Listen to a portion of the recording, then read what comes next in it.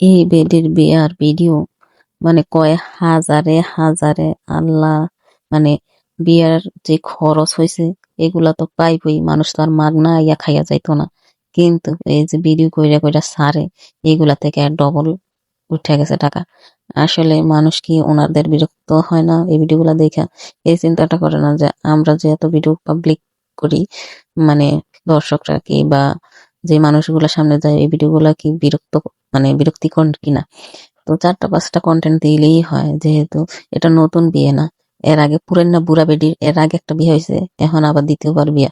এত হাল্লাদের কি আছে? এমন তো না জীবনে প্রথম সবকিছু হইতাছে।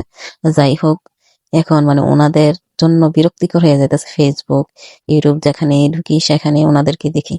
মানে যে কোনো একটা কিছুর লিমিট আছে, ওভার অ্যাক্টিং হইয়া যাইতেছে। তো যাই হোক, মানুষের জীবন নিয়ে কিছু বলি না, তারপর বলতে ইচ্ছা হয়েছে যে মানে ওনার যে কার্যক্রমগুলা সবাই বিরক্তিকর।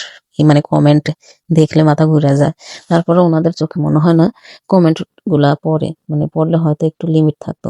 আনলিমিটেড সবকিছু বাসর করে ভিডিওটা পর্যন্ত সার্চ। নাউজুবিল্লাহ, আস্তাগফিরুল্লাহ।